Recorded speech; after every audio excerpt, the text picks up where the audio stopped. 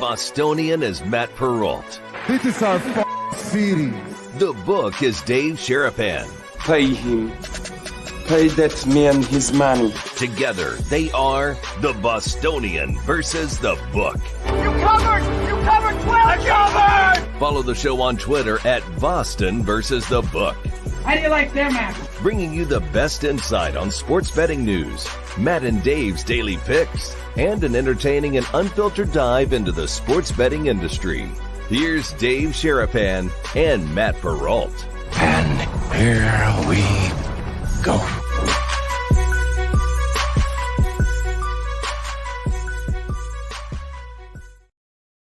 Welcome to a Primetime Thursday, boys and girls, presented by Prime Sports. It is the Bostonian versus the book for a Thursday. Dave Sharapan and Matt Perrault. Joe Brennan Jr. coming on, talking everything happening in the sports betting world here with us. Baseball, football, Thursday night football, big weekend of college football, and more fun things to get to. We are live on our YouTube channel at Boston versus the book, same on Twitter X. We are replayed on Sports Grid TV and on SiriusXM, channel 159 every night, late night. You guys watching the replay, listening, thank you. We appreciate you guys being here. Dave, how are you? We didn't talk ahead of time, so the colors just happened to match. A lot of black and gold today. I had to get this ready. I don't know what's on your shirt. Mine has the Padres. Okay, so you're wearing the Wu-Tang for the kids. I like it. Yeah, I feel like I should curl my hat. Like, look at this. This is. Don't adjust your TV sets. Right. As we approach, again, show number 700, we don't really have this happen very often where we're kind of dressed exactly the same and wearing the same hat. Right. You got the curl. I don't. It's flat bill. It's baseball. Yours is green. Mine's gold. The difference is in the dollars. Oh yeah, right. I have the green outline. You have the green. I have the gold. This is my Bruins model. So this is right. the newest Corbin creation for the Bruins season. So Man. I need Jeremy Swayman to come into camp now. Come on, Jeremy. You want to be a Bruin? Let's go. Get to camp. Let's go. We'll see about that. Yeah. So yeah, you were firing hockey bets yesterday. Threw everybody for a loop. That was good. But it's very good. And it's just it's a great time of year. Officially, October has started. We had Claire Check on 2 days ago. We had JC from KC on yesterday. The boys got their teams advanced. It's real. They're moving on to the ALDS. And in Detroit, it's still all about the D. Definitely. So I didn't even tell you this is going on. But this is going to be a very interesting couple of minutes for me. So in 8 minutes, the Oasis pre-sale begins. That's going to be like me watching a baseball game. You might even be paying attention to the show. I'm going to pay attention to the show because most likely the queue window is from 12 noon Pacific all the way to 8 p.m. Pacific. Okay. So it's a long time. So I don't know whether I will get access to the tickets. But if you see me jump up and run out of here and jump up and down, it's me. It was a mission success. So I have not had to do this since I bought Taylor Swift tickets for my daughter like 3 years ago. Right. So this is an international crush of people trying to get now that I won a pre-sale for Chicago. So you had to pick 3 different venues. They're coming to only certain parts of the United States. I cannot believe not Vegas? They're not playing the Sphere. Not coming to Vegas, and they're not playing the Sphere. I'm stunned. I thought for sure. Wow. Oasis, given the age of the audience, given the international crush, given how many people would go, I thought they'd do a residency. I guess they're not interested in doing a residency at the Sphere. I'm stunned. So it's LA, Chicago, and New Jersey. I won Chicago, which is fine. I love Chicago. We go see TJ and we'll hang out. And it's August of 25. So it's next summer. It's a long time from now. All right. So let's just paint the picture. So you're going to wait in line online. Right now, I'm in the buy queue. Tickets in Correct. A queue. Yes. For a show that is literally, yes, like my boy Prez says on Wager Talk, literally 10 months away. Correct. And I'll buy 4 tickets, and my gut tells me it's probably going to be $800. It's probably going to be $200 ticket, maybe more. I have nothing to add. Just put on my listening glasses and let you talk. That is crazy. You really like this band that much? So I saw Oasis in their first tour. They came over to the States. Their first album had been out for a couple of months. Saw them in 1996. Yep. I saw them again in 96. I saw them in 97. I thought I saw them in 98. I am a passionate Oasis fan for my whole life, basically, since I was 18 years old when they came out. So Brit Music and me, I was gonna go over to watch them in England, buy tickets in England. And then they made the announcement that they're coming here. And so I was like, all right, well, if you come here to the United States, I'll try to see you here and see if I can get a pre-code before, because I've been part of the fan club forever. And so I got a pre-code. It was like you win the lottery of a lottery. So it's like different stages of winning the lottery. You got to get in the pre-code first. So now I'm in that. And so this thing is going to pop. In 6 minutes, I'll tell you what number I am in the queue. You're going to laugh. My gut tells me I'm going to be in the thousands, like 15, 20,000. But it's Soldier Field. So it's 65,000 people plus that can go to this. Unbelievable. So I don't even. You're right, Covey. I don't get it. I don't understand. Oasis was supposed to be the next Beatles. Is that fair? They were the first real bleep you band that was willing to be extremely arrogant. If Oasis came out today, Oasis would be gigantic, maybe even bigger than they were in the 90s, because their attitude completely fit today's generation. Okay. Look at me, look at me, look at me. All about me, me, me. Okay. So they went ahead and stuck a middle finger up to everybody else and said things like, we're a bigger band than the Beatles. They have records that the Beatles didn't have. I mean, they have sellouts at Wembley Stadium. There's, people have said the reason why they're doing this tour is because Taylor Swift set the record for the number of consecutive sellout nights at Wembley Stadium, breaking Oasis's record. And now Oasis is going back and going to do it again. They're going to break her record this summer. Okay. So they're petty. So they're petty. The brothers, Noel and Liam, hate each other for years. 15 years they've been at war. And now I guess they've buried the hatchet. There's so much money there. I don't know, but this will be the biggest. This is the Taylor Swift tour of 25.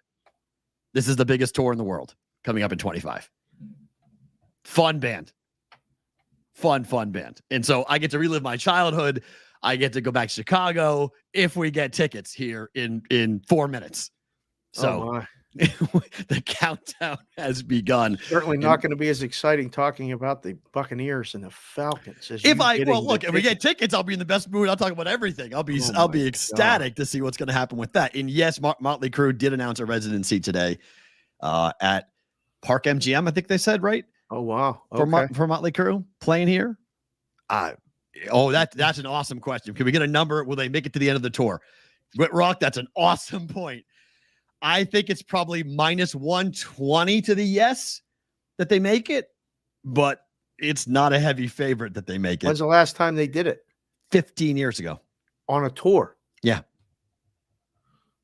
Wow. These are brothers who've hated each other. The first time I saw Oasis in Boston, Liam sat on the drum kit stand for the first hour and didn't get up. He just sung there. He was so pissed off at his brother. They were mad about something at each other. They fight on stage. Like they literally are brothers who will fight on stage. And it's not a shtick. Not a shtick. No. Something really bad happened for 15 years. They didn't talk. They didn't communicate. They went their separate ways, different bands, toured the world differently. Now they're back together. Strange. It's a whole lot of money. All right. Well, the countdown is on. We're 3 minutes away. They were supposed to be the next Beatles. Yes. Well, they kind of were. And that's how you spell Beatles, Covey. Come on now. It's Beatles. The Beatles. He's probably trying to find an exacta right now, this guy with his Brewers. I mean, he's sending us videos. Covey's sending us hidden videos of, another guy creating content. That's a big dude doing content for baseball. I love it, Covey. That was great. I'm going to be interested to see what the friends think after the Braves got eliminated by the Padres. Quick. Yeah. Quick. That was pretty predictable. Yeah. Quick. All right, let's get into it. We'll have Joe Brennan on a little bit later on in the show. 10 of the 12 wild card series that have ever been played have been sweeps since it started. Yep. 3 of the 4 this year. Yep. Why? Well, I have no idea why they're sweeps, but winning that first game puts you at such an advantage, and it really tightens up the other team. I don't know. You can just feel it when you're watching the games. No, like as that game kept going on and Baltimore just couldn't get another hit or couldn't get another hit. Like you just, it was sitting there watching it going, the Royals are going to do this. And then I really thought the Astros, when they had the bases loaded, I thought they were going to just win the game and then blow the game open. They don't do it. And what a pinch hit by the Tigers and bases loaded. It was done right then. Listen, it's 2 games. That's all it is. So you advance. I mean, you win a playoff series, but all you do is win 2 games. And now, I mean, Claircheck talked about it. Detroit's going to get at least 1 home game. And if Scooble goes game 2 and wins, they're going to split at worst. They got an opportunity to go back to Detroit and win it. This is crazy, man. The wild cards, I like it. Do you like it? I love it.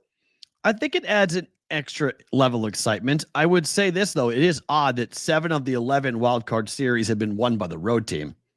If the Mets win tonight, that's 8 for 12. Yeah. Won by the road team. Well. Oh, my God. By the way, ticket prices range from $81 to $381. They just put an update on it. $381. That's before fees. What are the fees for this thing? Oh, it's Ticketmaster. You know what they do? They add fees on fees on fees. It's worse than Vegas. So it'll be like $100 in fees for $381 tickets. So you're probably like 70, piece? Probably $75. Yeah, it's probably $500 a piece. See, the problem is like, do I buy 4 and sell them, or do I just buy 2? I only need 2. I don't need 4. Do I buy 4 and just sell them? Yes. Buy 4 and sell them? Yes. All right. I didn't do that for Taylor. I should have done that for Taylor Swift. Right. But I mean, as big as this sounds and as big as you're making it out to be, I think you definitely buy 4. Yeah. Yeah. I think so. We'll see where I get. I want field. That's what I want. I want just general admission. I want to be able to run around. I don't like seats. I've never liked seats. Gosh. I like just being able to run around and go crazy with people. I don't like seats. I've never liked seats. I asked Amanda, I was like, do you care? Because she's short. I was like, do you care that it might be kind of crazy? And she was like, no, I don't care. Whatever you want. Listen, that's a hell of a long-term play. 15,067. It just popped. I'm number 15,067. That's actually crazy because there's 65. That almost guarantees me tickets. Right. It almost guaranteed, because if you buy 4, if everyone buys 4, I'm going to be right on the edge. Right. Of potentially being. I think you're going to get tickets. That's good. I don't know. We'll see. But again, it's a long-term play for you. I mean, that's 10 months away. And you're getting, but I can sell them tomorrow. I sell the 2 tickets. Well, yeah, I mean, I'm rooting for you for everything to work out. But I mean, if things, if you got to have 4 tickets and you don't have anyone to go with, it's going fast. Wow, it's going fast. We're down to 14,000 already. Okay, that'll be wild. Let's see what happens. So you're literally watching the counter right now. It's just going. It tells you the number in the queue. So this is what they started to do now with massive amounts of tickets. Because when I was growing up, we waited in line. Correct. You had a ticket box. You waited in line, and you went ahead and waited your time, and you would have you'd be like 500 people in line, and you'd wait and you pay your cash at a Ticketmaster booth or whatever it was. And then it became more digitized later, where it was any location for Ticketmaster. So you could be anywhere in the world and you could buy those tickets. So when I was living in different parts of the country, I could buy tickets for back at home or shows or whatever I wanted to go see. Now there's no more physically sitting in line. It's virtually sitting in line. But people are smart. They create bots. They create ways of circumventing this. Correct. And then people get, the ticket brokers have found ways to gobble up all the tickets. So a ticket that's $381 face will go for $1,000 to $2,000 on the secondary market. They do that. They do that 100 times. Yeah, you have to buy 4. Like I've got a friend of mine, Chad, who's been on the show, and Chad works in the ticket world. That he tells me all the different things, all the new. He's like, you have no idea the computer power that goes into this now. Like you have no idea how many people, their whole lives are when this happens. It's kind of similar to sports betting in a little bit of a way. How do you get the best price? How do you scalp a Oh, number? yeah, bots and all kind of stuff. It's just like the book now with the technology. And it's got to be frustrating, I think, for books and for people for the general public who see that and they're like, wait a minute. Because I guarantee you, when I get in here, what happened last time with Taylor Swift was I literally had tickets in my cart to buy, and they were being purchased as I was buying them. Somebody else bought them. And so they sent me a special code. I told Madeline, sorry, we didn't get tickets. And then a week later, because of all the problems, I got a special only people here guaranteed ticket sale. And I got to buy floor seats because of it. So they're trying to find ways, but this is all technology. And when it works, it's great. When it doesn't, people get mad. It didn't work in England. People have been furious about what happened in England when this went on. Yeah.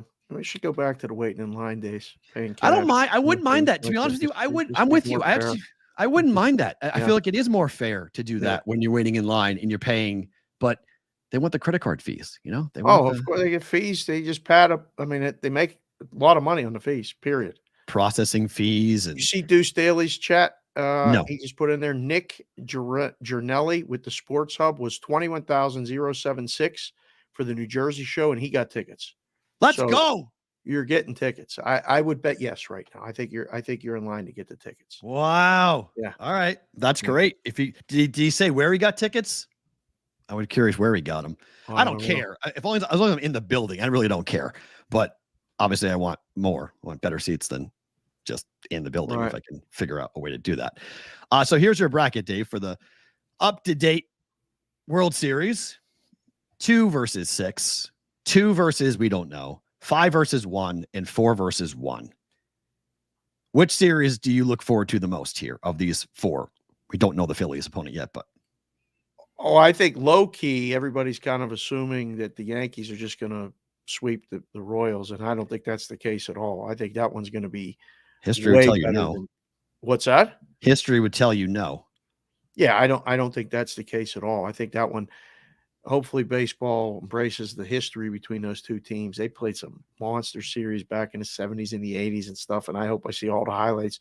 George Brett and those Yankee teams against him and the Royals. That's going to be good. Detroit and Cleveland is a pick'em. It's going to be fantastic. And I think both teams can win. I think we get a long series. That one's going 5. Phillies Mets will be what we've seen before in the history there. But the Brewers, man, what a win that was last night. That's going to be excellent either way. But I mean, the A side, West Coast, Padres, Dodgers is going to be must-watch television every single pitch. It's going to be great. I'm excited for all 4. I mean, I was down at Circa this morning. The boys put them back up and put some exacta prices up. Jesus, if the Brewers advance tonight, I mean, obviously somebody didn't think that they were going to win tonight because they made some numbers that were crazy that if they don't win tonight, it's over. But I got some real good CLV if they win tonight. I'll tell you that right now. So the Tigers stay hot. They sweep out the Astros in 2 games. Yes, they do. Is that the end of the Astros? Is that it for the run? It was so weird. I mean, first of all, I don't know why they let visiting teams guys do the play-by-play. Not that Michael Kay's not great at what he does, but he doesn't have the energy, invested energy into the game. It's just calling a game. He said Bregman, his last at bat would maybe be his last at bat for Houston ever. He said goodbye today. It's done. Bregman wrote, he posted goodbye on social media to Houston. Yeah, he's gone. So is that the end? Yeah. As constructed, yes. As what they've done, it had to end sometime. And like I said, I was watching the game. When it was 2-1, I went, oh no, please get another run and tie this thing. Because if they didn't get another run, the Tigers, that was it. They had to tie it right then when they did. They ended up getting 4. the wild pitch got him tied, and then the bases loaded double was fantastic. But yeah, that's it. I mean, Verlander wasn't on the postseason roster. Yep. It's the end. Yeah. It feels that way, that the Astros reign. They still have Altuve, but man, they were banged up. You could tell Alvarez. I mean, there were just certain guys you looked at, you're like, you're not right. Like his knee wasn't right. The pitching wasn't there. I mean, they should have blown that game open. They should have won the game 5-2, not lost the game 5-2. That was an un-Royals like, un-Astros like. $18.8 million. That is the combined salary of the Tigers' current roster. Yep. In the playoffs. 62 Major League Baseball players make more individually than the entire roster of the Tigers. I saw that when Hader came in to pitch, they said Josh Hader makes more than the entire team. and it just blows your mind. Like when you see that stuff, not that has any effect on like handicapping the game or rooting it or whatever. Oh, it makes you pull for the Tigers though. I guess. How does it not make you want to see the Tigers win? Listen, it's the Astros. I mean, there are people that are not baseball fans that wanted to see the Tigers win. Right. And just be done with the Astros. Right. Fair.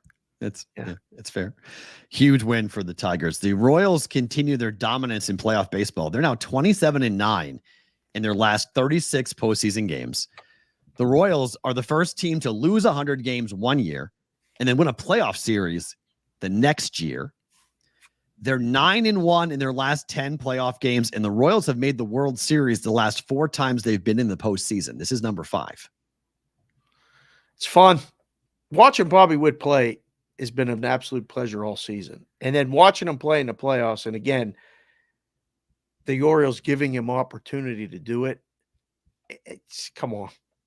I don't know. If you like baseball at all, you watch them play and you go, oh, this is fun. I mean, big outs. They're getting big outs from the bullpen guys. Sally Perez is just, I mean, he's a legend behind the plate. He does what he does. I love it, and I can't pronounce the Italian kid's name that played first base that got the base hit. Bobby Witt Jr.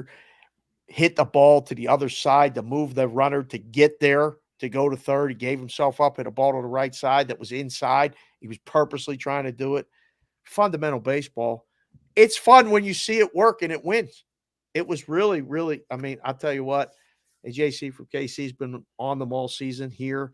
We got Royals fans. You got to be like the level of excitement. They're live. They're live. It comes down to you got to win every game with your big 2 pitchers on the mound. Yeah, Reagans and Lugo have to win. If they win with Reagans and Lugo on the mound, the Royals can go as far as those 2 pitchers can take them. Yeah. The offense is not going to be there. Like just straight up, like the offense is not going to be there. So 2-1, 3-2. Can you win scoring 2-1 in the playoffs? A lot, I guess. But I mean, in the playoffs, a lot. Look at you absolutely can. Look, the Yankees. If you can pitch around the 2 big bats for the Yankees, their offense is a joke. Like we know this. We talked about this all. If you just don't allow the big bats to beat you, you can knock the Yankees out. JC from KC just came in a chat and said the Royals bullpen has given up only 1 earned run in their last 40 innings pitched. You know how good that is? It's tremendous. That's how the Tigers are doing it too. They're both doing it the same way. Man. 1 or 2 good starters and then hand the ball over to the bullpen and try to figure out a way to get it done. Try to figure out how you can do it. So I'll be really excited to see how game 1 goes and whether or not they get burned by Aaron Judge. I mean, he has to be the best player on the field for the Yankees to advance every game. He has to produce runs. He's going to have to, he is going to have to get 1 opportunity to hit with guys on base and 2 come through because the back end of that lineup has been, there's a lot of holes in there. Mm-hmm. There's a lot of holes. I mean, what is the total? I didn't even look yet for game 1. Let's see. Hit refresh. I actually had the college football up from that other hit. Let's see. What is it? 7.5, 8? 7.5, yeah. Walker, Cole, 7.5, under -15, over -20. Wow, there's a little bit of a disparity there. 7.5 flat. I don't know. First thought is under. No. Cole and Walker. That's an under. I think every game for both the Tigers and the Royals from here on out is going to be an under. I just think that they look at the pitching. They don't have the offense. Like neither one is going to go and score 6, 7, 8, 9 runs in a game.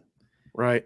So it's not what they're built to do. It's not what they're there yet. I mean, Judge has been a postseason no-show. That's true. So he's got to prove he can hit playoff baseball. Well, that's it. Tickets in Detroit are giving the Lions run for their money for over face value markup. Fair. It's a playoff game.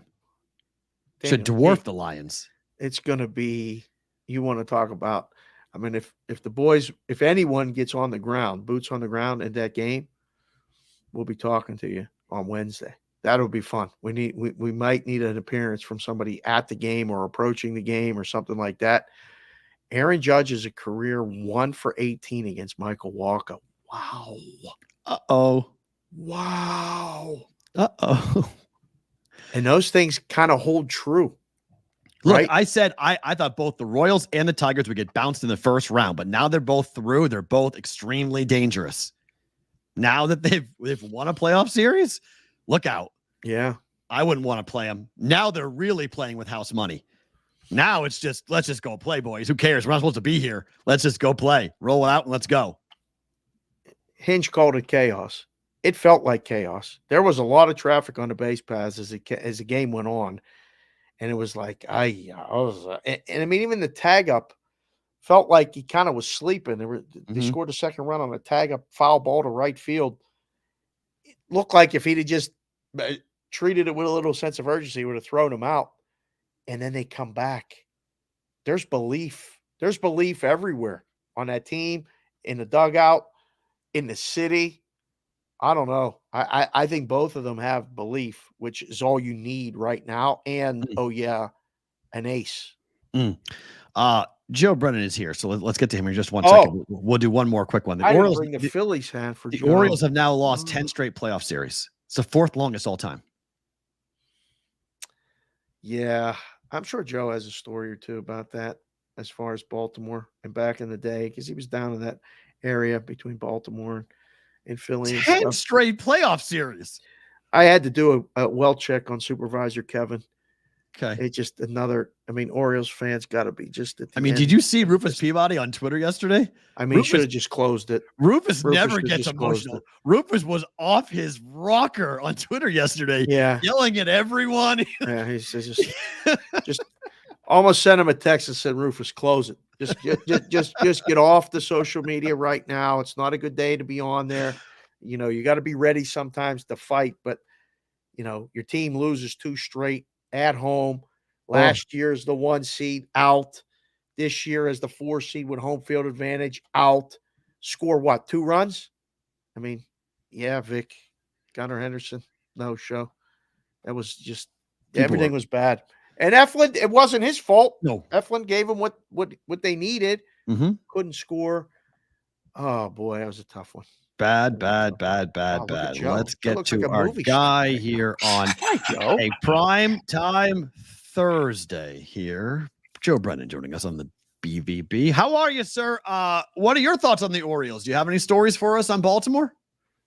How the O's become the Dallas Cowboys of Major League Baseball. I feel for those guys, right? Because Balmer's just north of here. Yeah, I've spent my life between Philly and DC. So I'm constantly passing through Balmer, right?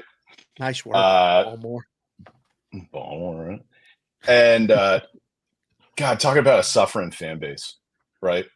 I feel for Rufus and the others, but Rufus is an Alexandria guy. He should have come home and embraced the Nationals. He'd have a World Series title by now, right? Wow.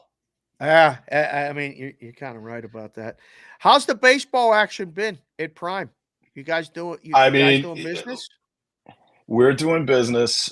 You could say that the baseball postseason's lining up the way you'd want it to, if you wanted to see a lot of public action. We got the Dodgers, you got the Yankees, you're going to have the Mets playing the Phillies here in the next round, more than Oh, likely. No. wait, you've already advanced the Mets past yeah, the Brewers? I already got the script. I already got the script from Major League Baseball. No, that's the tough thing. Like, we would really like it if the Mets were able to top the Brew Crew here. Might have to start. I don't know. Might have to start picking out pieces of Mrs. Brennan's jewelry to sell off here. You're getting one of those. Oh boy! And it's really tough because she's from Wisconsin. I got to watch myself around the household, right? You know? It's like I can't say like when we're going to be watching the game later on. I'm not going to be like every time the Mets score. If the Brewers win, if the Brewers win, you're going to be like a house divided, like because. If the Brewers win, it's Brewers and Phillies, Joe. Yeah, I know, but all right, maybe the Brewers can get past the Mets, but they're not getting past the Phillies. Although, I'll tell you, I do not like the buy stuff.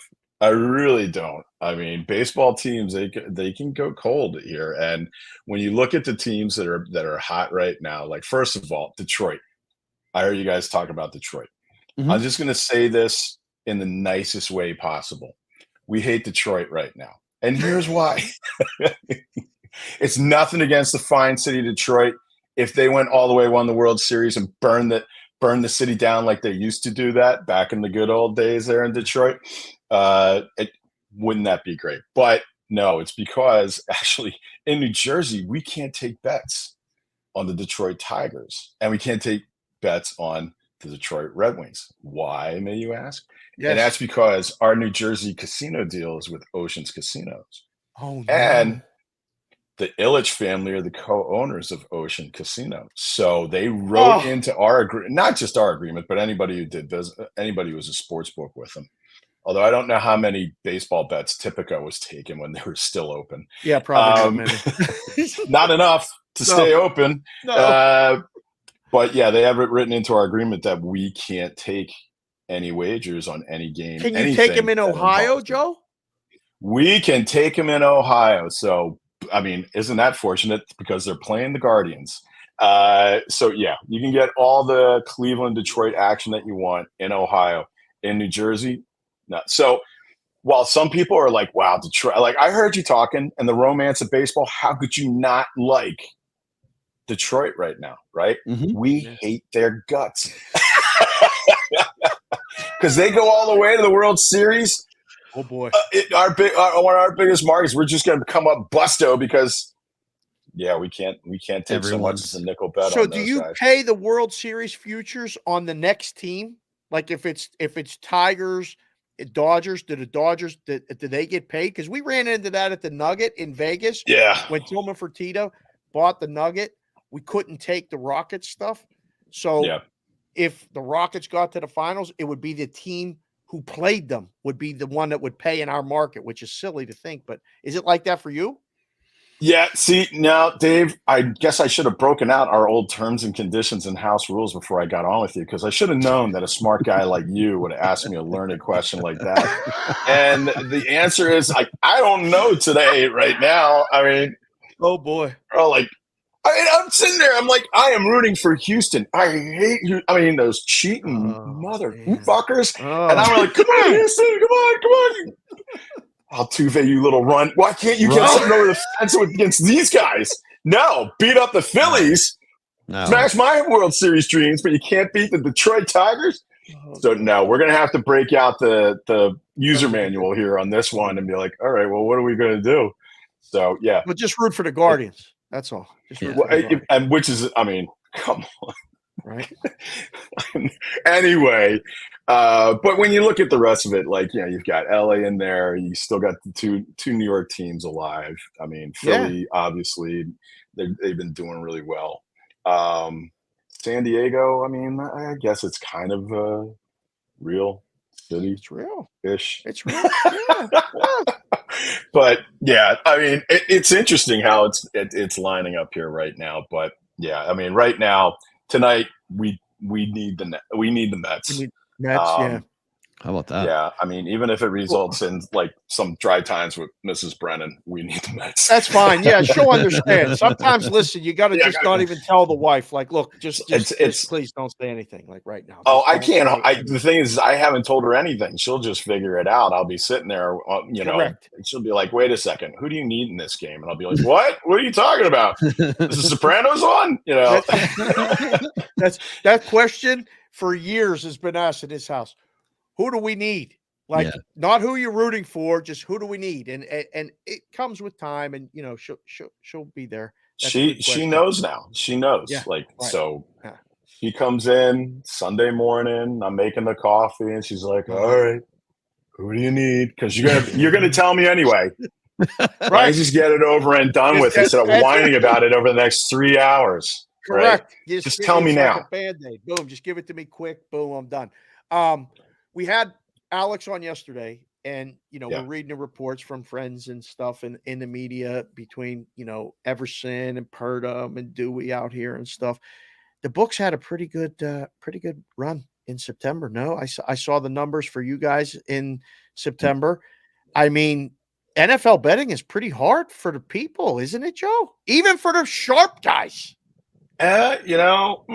Yeah. I mean, now the problem that we have is that we have more pros than Joes. So it wouldn't be the runaway success that some of those other guys did. But I mean, if you're working at like Fan Kings or one of the casino shops or the sports adjacent guys, the T-shirt guys or the TV guys, I mean, they should throw a parade, especially since, I mean, the other thing is all that soft parlay action that they've built their empires on. I mean, they just must be lording it over there. But when you look at Alex's crowd over there at Sport Trade and then us, first of all, we got all the arbors between the two of us. Correct.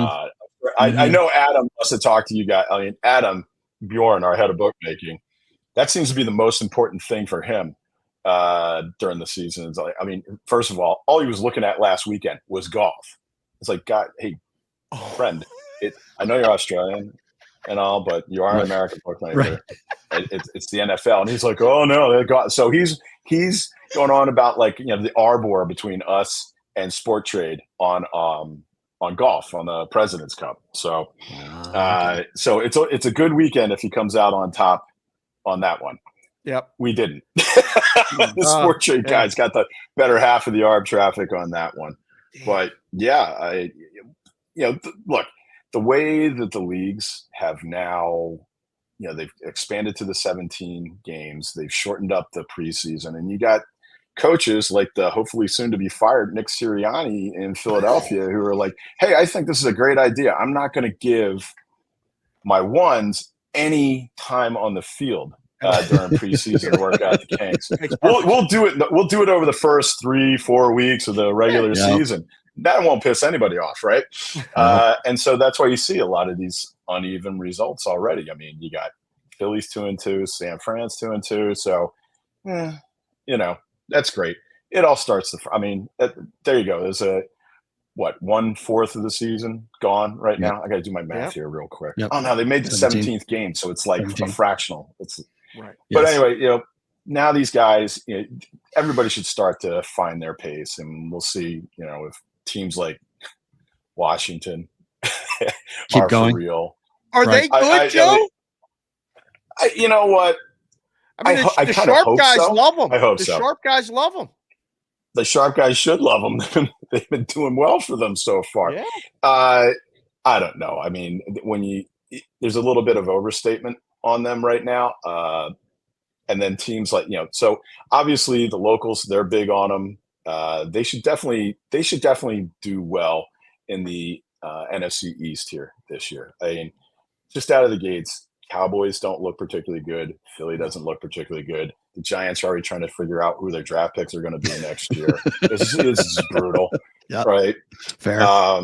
So I mean, when you think about it, Washington should have as good a chance as anybody. But now we'll start entering the serious part of the season. Teams like, a really good example is Minnesota. 4-0. A very good friend of mine, I saw him last night at dinner, is a lifelong Minnesota fan, and he's making plans for New Orleans already. This guy, No, the opposite. They're like, we know this isn't for real. It's Really? how hard. Like the longer they go without losing, the more it's going to hurt. The more it's going to hurt. Like, you guys are more fatal than Philly fans. Holy smokes! Instead of rooting for him to lose to the Jets this week, just get it over with already. Stop winning games. Just come on, lose now so we can get Right. used to that. Soften us up. Every week goes by, you just get our hopes up. Interesting. Anyway, Dave there's says a game tonight. There is. How do you feel about we haven't had a whole lot of interest in it so far. I don't know why. NFC South? Both teams are really banged up. Yep. It's not the same type of sexy matchup that you would. I mean, this is one of the worst divisions in football historically, so people don't jump up and down when they watch two NFC South teams play in primetime. Yeah, I mean, actually, it's funny. Right now, the total market is the one that's performing best for us. Are they on the over? It's pretty evenly split. Although, as you might imagine, there's a small lean by the sharps on the under. Okay. The over has 66% of the tickets, but the money is pretty evenly split. So, yeah. And then the two college games here tonight are between Nowhere State and Somewheresville. Texas State. Yeah. I mean, they're probably watching the show right now. When you look at those matchups, sponsorship opportunities. Troy, baby, Troy. Here we go, Troy. Let's go, Troy. You look at those matchups: Texas State versus Troy, and Sam Houston versus UTEP. Oh, God, those are. Yeah. I mean, on the board, those are just matchups that you're like only a sharp and a syndicate could love, right? You're like, oh That's boy. Let's go, Troy. Home dog. Let's go, home dog. Home dog. I hated booking these games. I hated it. It was one of they're terrible. You get 6 people bet it, and I feel like 5 already know the final. And you just right.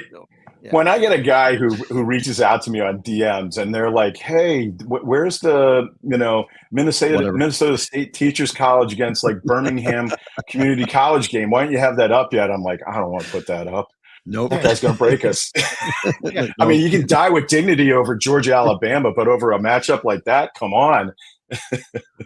Speaking of Georgia, Alabama, how was the handle for that game? Because it lived up to the billing. We talked about it all week. It was the game of the day. Comparably, I get asked that all the time, and I've been saying that college has really started to compare very closely with NFL handle. I mean, there were some duds over the weekend, and even Monday night, Tennessee and Miami is blah. That game was crap. This game tonight, NFL, is kind of Georgia, Alabama, handle-wise, Joe, really good? I mean, it was on par with we'll say it was on par with kind of a mid-tier NFL game for us, which is pretty good. I mean, certainly the in-game was lively if people wanted to get into it. Although we still see the vast majority of our handle is on pregame stuff. Okay. So it's getting up there. There's no game like that on the schedule though this week. What's the best game on the college schedule here this week? It's tough. There's not even a rank versus rank game. It's tough. Washington, I mean, the danger game is the favorite against Michigan. That's a late game. Miami Cal is where game day's going. Oh yeah, you saw the meme on that one, woke versus Coke. Miami versus. That's great. I was like, wow, we took Catholics versus convicts, and we really escalated that one, didn't we? Holy smokes! Okay, that's all right. Miami is. I didn't do that. I didn't make up that meme. That was somebody else out there in Internetville, right? 3,100 miles. The Miami football truck has to travel for a conference game. It left Tuesday morning. Nothing makes any sense. Tuesday morning, 3,100 miles to go play a conference game. Doesn't make any sense. Well, yeah, and the conferences they can't count anymore. They still insist on calling it the Big Ten, where they got 18 teams now. Yeah, that's all. It doesn't really say much about the educational standards of those universities. 20, Big Ten and Big 12 both can't count. Let me ask you this question because Dave pointed this out to me, and I think you'd be a good person to kind of comment on it. This Captain Jack pointed this out last night for the proposed politics. federal safe. Here we go. Well, it's not politics, but it's a Safe Bet Act, which in the language is going to require sports books to confirm that your deposit doesn't exceed 30% of your verified monthly income. Like, do we want the government to be telling people, regardless if it's problem gaming or not, well, the government's going to tell you how much money you can deposit in a given month? And you guys in the book have to verify it? Yeah, it's amazing the little magic tricks that government lawmakers really want us to be able to pull off when it comes to sports books. Everything from stuff like that to verifying whether the person who just registered with us is the cousin of a friend, of the dog walker, of Bill Belichick. So a lot of these things, I understand where it comes from. The industry's done it to itself with like the in-your-face type growth that we've had over the last 6 years. Have not made ourselves particularly sympathetic to the lawmaking crowd, and as a result, you're going to see stuff like this. Now, can that be practically enabled, let alone when it could be practically enforced? Probably not. And it's stuff like this. A lot of this is kind of like virtue signaling in the bill, trying to say like, hey, we mean business, and you get it. That's all part of the political dance that you do. Now, having said that, the only reason why something like that ever makes it into a bill that makes it public is when when there are a lot of people who, and that article that the Wall Street Journal had earlier in the year about like an addiction counseling doctor that gets addicted to gambling. Yep. And then the VIP managers just kept feeding them credits and everything like that to get them to redeposit. This is what's going to happen. If you're not going to police yourself well, and if you're going to wind up with my God, you couldn't have, if that came to me as a Netflix script, I would have turned it down. Like, that's too obvious. Nobody'd ever believe that one, but it did happen. Isn't it hard enough to book the games? I used to say that when they started doing that here in Vegas and started to ask, I'll never forget the first time they handed me this like multi-page thing stapled and said, if anybody deposits 6 figures, you have to hand them this and you can't take the money until they fill it out. And I went, yeah, what are you talking about? They're not going to fill this out. So they're not going to deposit the money. Well, how do you know? Right. How do you not know? That was the question I asked back. I was like, you're asking for things that they've never been asked for before. And there are other places, contrary to your belief, that they don't have to do this and they can deposit the money. Joe, are we driving people back to the market that they keep saying they don't want people to bet in?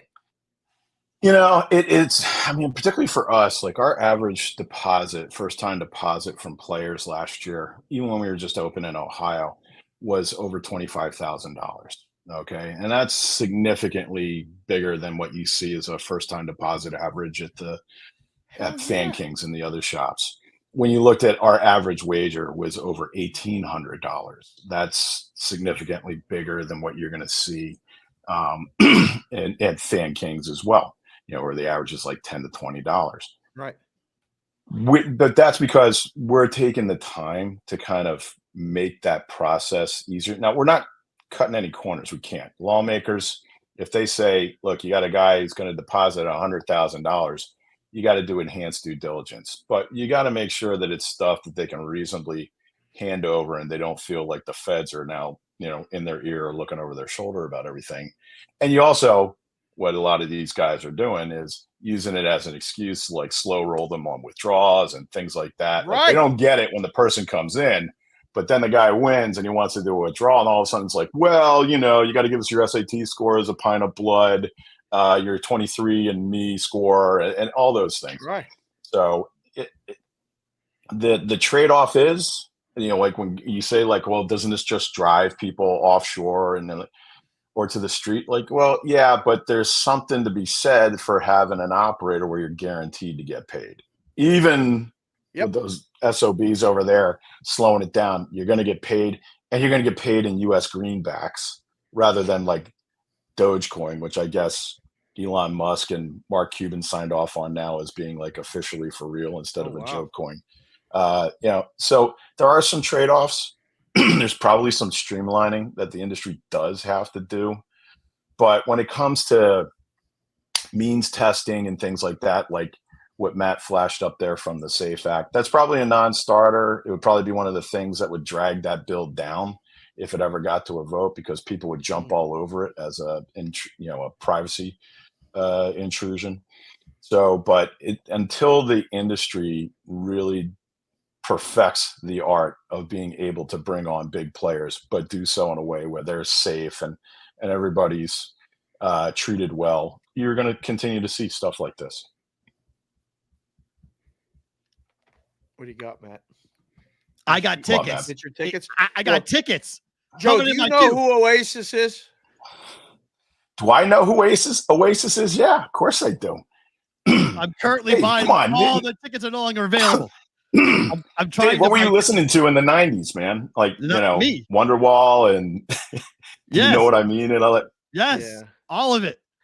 Where did you get tickets though? I mean, the last time I saw their world tour was just the UK and Ireland, which if you live there is the world. But yeah, I'm trying to get tickets in Chicago.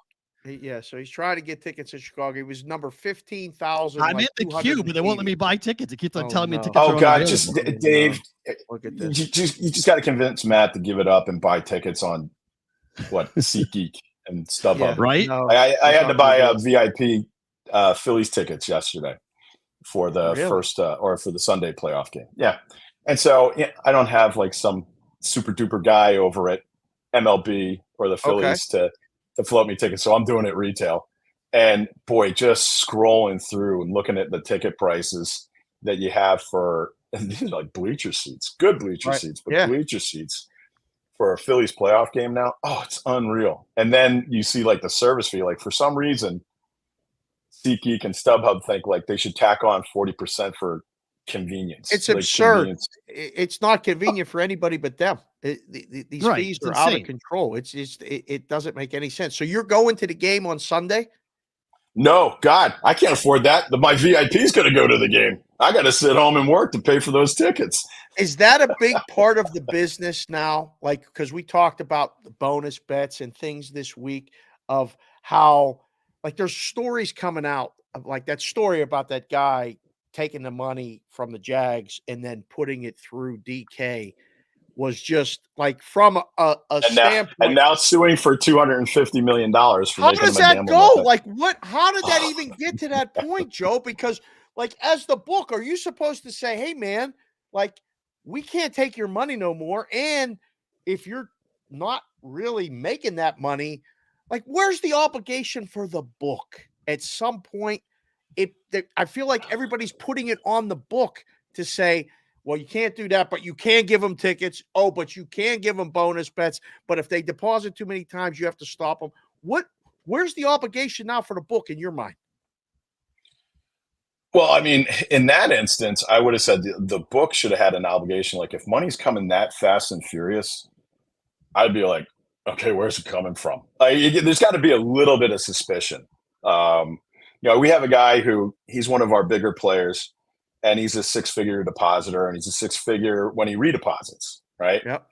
And just a few weeks ago, he came back and he was trying to angle for some sort of re-up bonus, and we like giving it to him because he gives us good gamble, right? Yeah, he's a good customer. And then when he came in, he deposited a really odd figure. It wasn't six figures; it was five figures, and then it was like 89 and 300. And I'm like, I told our people, like, wait a second. Keep an eye on that dude, because when you go from being a guy who's depositing $100,000 and $200,000 to a guy who deposits $89,300, that's a really odd non-round number. That sounds like somebody emptying their kid's college fund, right? So it's like, look, you got to have a sixth sense for this, just so you can keep your own self out of trouble. Because now look where FanDuel's at with this guy. They soaked up $22 million. And now they've got a $250 million lawsuit hanging over their head because maybe their analysts should have said, like, let's take a minute or two to see just how fast and free. Where's this money coming from? What's this guy do? I mean, if they had done a Google search, right, we'd do background checks on big players, just like high level, like Google. And, I ask around. I have, we all have friends, and they know the names of guys who play big. And if somebody pops up and is like, this guy is like a director level, mid-manager level guy, at a company and they're showing that level of action, like maybe you ought to take a pause We need here. to look at this, yeah. But look, this has been turned into an arms race, guys. You know it, you've seen it, you hear the stories, and there's too many people who they're just because the players are not blameless in all this. The players, they come in, they talk to us, and they're leveraging the hell out of us. They're like, Joe, what kind of deal can you give me? And then when I tell them what I'm willing to give them, what's sensible, they'll say like, oh, well, I'm getting offered this by such and such, by Fan Kings or somebody like that. Can't you match it? And the guys are all competing with one another. Like half the time now when guys come to me and they say like, I'll say like, oh, I'll give you 10% on your first time deposit, whatever. The guy's like, oh, well, I'm getting offered 20 by Fan Kings. I'll say like, that sounds like a great deal. You should take that. Take it. I do that. I used to do that all the time. I can't take that deal. I'll take your bets and I'll give you 10% is what I can do. And if you get 20%, in fact, I'll go with you because I'll open an account there too. Like that's crazy. And I think you have to make that decision as an operator in your position. You have to make that decision sometimes, don't you? Yeah, you do. But here's the thing. In addition to shocking them and saying like, yeah, you should go take that deal. The next thing I'll say to them is like, but what you ought to do is keep our app right next to Fan Kings. And the next time, and maybe give us just a little bit of your bankroll, 5-10%. And the next time you go to bet a big game, check out their price and then check out ours and see like if ours is better, bet with us, right? And hopefully over time that will begin to give us some more traction with people where they begin to understand like reduced juice, bet, costing less to bet more, that kind of thing. But the industry has to decelerate in this way.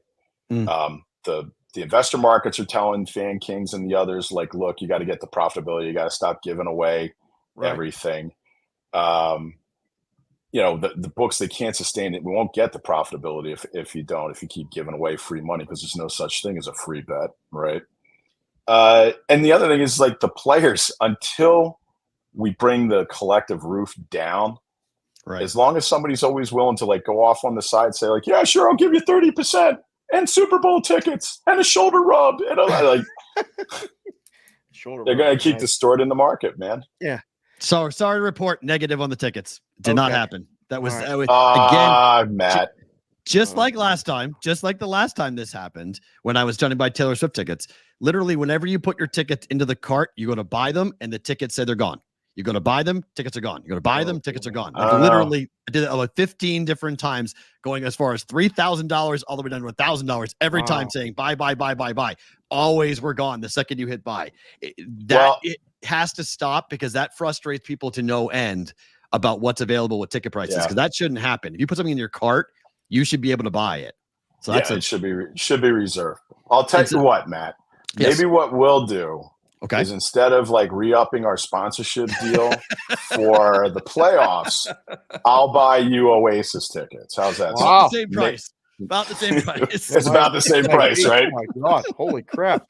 Joe, last one from me, sir. Are you coming to Vegas for G2E? Ooh. I will be there on Tuesday, guys. I'm looking forward to seeing you and everybody else who's interested in our industry, since the town is just going to be overrun. It really is. Fun. What does that look like for you? I mean, is it one of those ones where you're just meeting people in person, or is there, because I feel like from the people that I've talked to, the sports betting thing is not nearly what it was the past couple years at G2E. And it is all about sweepstakes casinos and iGaming way more than it is about the sports betting, right or wrong. I mean, you can always tell, what the fad is in the industry. Like when you look at the panels and the conferences, because you'll see a guy who like a couple years ago, he was an expert in DFS. And then the year after that, he was an expert in crypto. And then he was an expert in sports betting. And now he's an expert in sweepstakes gaming. It's the same guy. Okay. It's just every year he's an expert in something new. Right. Yeah. So you do see that. I mean, that's typical, like any industry. You see a lot of the fads that blow through there as far as like how much of the show, how much of the conference floor is taken up by that. But no, the one thing that I think is missing from that conference. And I mean, you guys know, maybe your audience doesn't. This is the biggest conference for the entire gaming industry in the world. So it's brick and mortar casinos, lotteries, online gaming, sports betting, pari-mutuel, the whole 9 yards. It's the one place you can go where you can shop for bar stools, like actual bar stools, shuffle masters, bar glasses, in addition to sports betting platforms, odds feeds, and roulette tables. So it's everything under the sun that you imagine, except for players. There's no players. There's nothing for the players. Fair. Right. That seems to be a really big hole in the donut there, doesn't it? Yeah. I really wish that they would start doing something because, I mean, you guys know, we're huge fans of Bet Bash. That's the thing.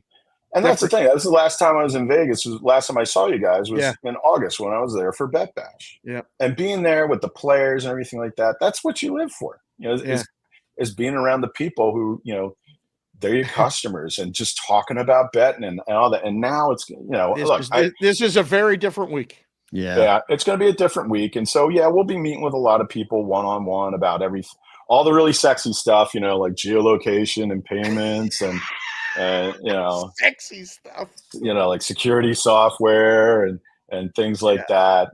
Meeting with our regulators and doing everything we can not to say something wrong, insult them, aggravate them, make them suspicious about anything we're doing. And then also to see friends in the industry. There's a lot of people who you only get to see once or twice a year. And so it is fun like that. But I won't be able to get over to Golden Steer. It'll probably be impossible to get into Piero's. And that makes me sad. Joe, thank you so much for being here. We can't wait to see you here in town. Thank you for being see you part next of the week. show on Prime Thursday. Gents. We'll see you next week here in town, right? All right, gents, you take care. One, Mr. Joe B, Prime Sports. Joe Brennan joining us here on the Bostonian versus the Book here on a BBB Prime Thursday, Prime Time Thursday. Altruda put out the numbers for Ohio. Okay. And it was good to see. They had a good month. So that was it's just one of those months where I think, books really did well, even the ones that take the sharp action. It's interesting to hear that, they get big depositors and stuff. And, man, if that thing goes that you put up there that Captain Jack posted, it's going to get really, really hard. It's going to get really, really hard. Just the business on both sides. This is a clown show. This is absolute clown behavior. Like there's no It's going on in Europe. Yeah, there's just no way that you're going to. It can go on in Europe. It can't go on in America. You cannot dictate to anyone whether it's a vice or not. You cannot dictate to anyone what they can and cannot be doing. You can tell them to shut them off and say, "Hey, don't take their bets anymore. They are a problem gambler." Okay, you want to get involved with some type of problem gambling legislation to make the books. Say, hey, somebody is betting too much. So you just like a bartender with an alcoholic, you got to shut them off. I'm fine with that. But you don't have a right to tell anybody that, look, I will tell you how much money is too much money to bet. It's not the government's place to ever tell anybody. Adults should be allowed to do adult things. Yep. And if I have a really great month, my grandmother passes away and my grandmother leaves me $100,000 and I make $10,000 a month. Okay. I want to put $5,000 into a sports betting account. You're going to go, well, Matt, it says here that your last tax return says that you were making $10,000 a month. So that's half your income. Sorry, we can't take that deposit. Excuse me? Sorry, the law says we can't take that deposit.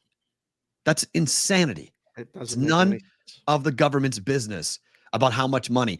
If I want to go and sit and drink myself silly, okay? If I want to go to 10 different bars on 10 different nights, it's up to the individual bartender, but they don't know where I was the night before and what I was doing the day before or the morning of or whatever. We cannot police behavior in this way because you can't put all the onus on the sports book. It's not the sports book's job to be the mom for the person betting. It's ridiculous. It's where the industry is going to go. I mean, it's going to get real. It's going to get very close. I don't think that actual way that was said will actually get through. Right. There will be some pushback at some point. But I'm all for like keeping people safe. I'm all for, but like, I don't understand. I've never understood this. I'm a guy who was growing up in the Northeast, and I have very socially liberal opinions, but I've never understood the idea that and this is a term, if you kids are our age, the nanny state line that used to come out in the 80s a lot about the fact that you have a government who's going to walk around and protect you from yourself. Yeah. That's not the government's role. Like that, I think even most liberals would agree with that it's not the government's role to step in and protect you from you. Like, that's ridiculous. Like, you should be able to do what you want. And yes, cigarettes can kill you. Yes, alcohol can kill you. Yes, there's, things in the world that are out there. You can get in a problem gambling. Absolutely. But letting adults do adult things with the proper parameters, at the end of the day, a human being is going to do what a human being wants to do. So you can't go to a sports book and be like, so you need to get every W-2 this guy has ever had before he can come in and make a deposit. Like, how do you verify anything? It's just a bunch of garbage. Hey, me and my 5 buddies got together. We're each going to put a dime down on a game. Well, you make $2,000 a month. Yeah. Sorry, you can't put that bet down. Well, it's not all my money. It's my friends and all this. Oh, we need all their W-2s. We need all their like, what? Like, that's insane. That doesn't make any sense. It makes it really, really hard to do the business. And if you're trying to grow the business, it's not going to help at all. Yeah, Vic, I'm with you. Credit card, no one should be able to bet on credit cards. I totally agree with that. But that's not what we're talking about here. We're talking about the government saying you can't deposit, not even bet. You can't deposit more than 30% of your monthly income into a sportsbook account. Yeah. They'll figure out a way if that ever gets through to like get around. There's always way. It's easy to get around. Just sprinkle into 5 different places. Again, but there'll be checks, there'll be balances. I'm telling you, I've seen this movie before, and it makes it very, very difficult. It makes it very, very difficult. I saw that yesterday and I was discouraged. I was like, I don't know what the thought process is for that, but they need to talk to somebody who's in the business and say, this is what we're talking about doing. Why won't this work? Well, I'll tell you this, because it won't work. So it's the book has to be able to operate. If you're a business, now you're basically tying their hands. Yeah. Guy wants to put the money up. In the business, it's called post up. Like that's the way we learned it. I learned it 27 years ago offshore. When you post up the money, you can bet off that money. Now I can't even do that. Before you used to bet on credit. And a lot of people still do that, which means you call a guy, you have a settle up figure. And when it gets to that point, you meet, drop off, pick up, whatever it is. Your question to Joe Brennan was completely accurate. And I think you and I have talked about this on the air and off the air. If we don't want the illegal market to exist, why are we making the illegal market so attractive? The illegal market, which AKA is the offshore market down south, local, whatever you want to call it, or locals, they're in the business to take bets. That's what they do. You're making it where the regulated books aren't in the business to take bets. Right. They're a marketing thing to gain lists and information and all this other stuff. What exactly are you doing? I don't know. It just it doesn't. We do need to have a conversation about this. I think not us here, but with the country in America. Like, what do we really want? Like, because I think there are people out there who are now beginning to ask the right questions, who are starting to be more educated about what the sports gambling industry really is all about, asking, well, was sports betting ever supposed to be the only thing a company does? Was sports betting, why did MGM and Caesars, why did Sportsbook exist? And why were they always in the back? And why did they try to take people from the pits to the sportsbook and vice versa, to keep somebody playing, to keep them betting? And if we want sports betting to be legalized and controlled in America, you have to understand what actually a sports book does, and the 1% to 2% to whatever you want to talk about from a hold percentage.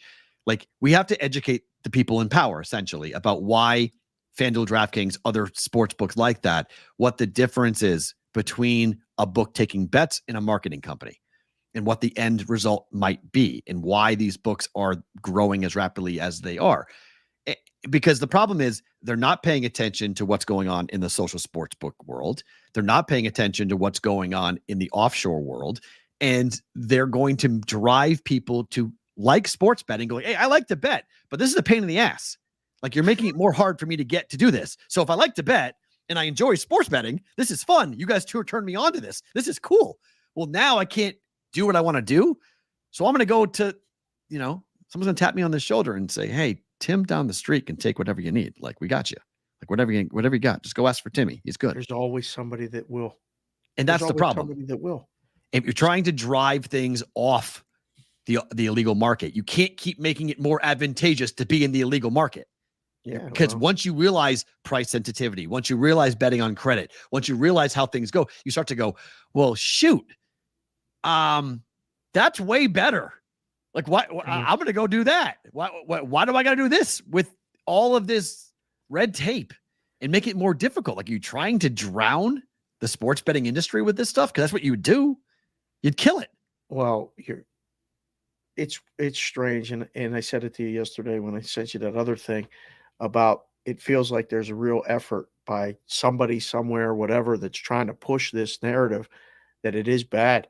And I mean, this article here was in Bloomberg, and this guy who wrote it has 1 million followers.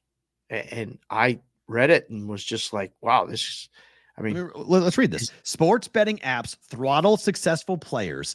So these users are priming their accounts. So the app raises their betting limits before laying a high confidence bet.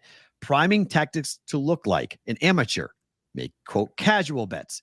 Addict. One pro bettor I know set up a bot which logs into his account every day between 2 and 4 a.m. to make it seem like he can't get through the night without checking his bets. Another withdraws money and then reverses those withdrawals so it looks like he can't resist gambling. A homer. Open an account from New York just to bet on the Yankees. These are some pretty telling platform dynamics that, quote, aren't great. He's highlighting in this, and Rufus Peabody is quoted. We talked about Rufus earlier. If I open an account in New York, maybe for a few weeks, I just bet the Yankees right before the game. Stimulating addictive behavior, says Peabody, is an effective way to get online sports books to send you bonus money and to keep your account open. Yeah. Like, like, did Rufus say too much there? Maybe. What he didn't say was an untruth. I mean, there's moves that you have to make to keep accounts alive. There's moves you have to make to set up smoke screens that you're this when you're really this. There's I mean, it's a cat and mouse game. When you understand the game, you kind of, I mean, I always did it like, look, what are you doing? Just tell me what you're doing. If you want to bet, you can bet. If you're trying to take advantage and this and that, then maybe you should probably bet somewhere else, or I'm going to just give you this X amount. I don't know where it's all going. I know I just looked at the chat. Matt Gentry just posted that in the chat that said BetMGM gave me more points when I deposit with my MGM credit card. Of course. Like, of course. So it's not good behavior on both parts sometimes. And now the government feels like it has to come in and step in, and it's stepping in. Sorry, Will, it's stepping in shit without looking. Like, I don't know, man. It's frustrating because the business can be profitable if you're running a business as far as the book side of it. And bettors, you can make decisions. You can, I mean, the majority of people lose. The best bettors, literally 2%. 3% of all the bettors win over the course of whatever time. You win some, you lose some. I don't know. There's enough money there to just keep it all straight. And I feel like we're getting, forget about always forward, never straight. We're off the road. Fair. All right, tonight, Tampa Bay and Atlanta. Joe said it. Not a lot of action on this. Total is 43.5, 44, depending on what book you're looking at here. Todd Bowles 1-7 straight up on short rest since 2018 as a head coach. That's not good for the Bucs. But Kirk Cousins in high-profile games, he is 17-26 against the number and 14-19 at night. Who do you like tonight? Again, I hate the game. I wouldn't use this game. I don't know if you guys are Brigade Proxy guys. Remember, get your picks in, but I wouldn't Conference use this game. Yeah, I mean, division game, rather. Division game in primetime. It's a no-no. Yeah, on Thursday, no-no. It'd be a hard pass, but remember to get your picks in. You got 2 hours to get them in. For Thursday. Back into a corner, I would take Atlanta just because of the short week thing. I like Tampa, but I don't like them enough to take them with a short number. You? Tease it. Over and tease in same game teaser. You like over? Yeah. Oh, take it down to 36. Mhm. What is it right now? Yeah. 44. Take it down 38 and go over. Quick shout out to the boys at Hennessy's. Hey. Gio DeWap got us on guys? there watching the show. Shout out to all of you. We're going to come out and do a show at there at some point. Oh, that'd be fun. Yeah, it'd be fun. I would enjoy that. Syracuse at UNLV. Bought my tickets last night, taking the daughter to her first game for UNLV tomorrow night. So we're going to check out some Rebel football and hopefully bump into Arrigo and find out where he tailgates and whatnot. So that should be fun to see. This number's too heavy, Dave. Is it? This is too heavy. Really? This is too heavy. Oh, I kind of like UNLV.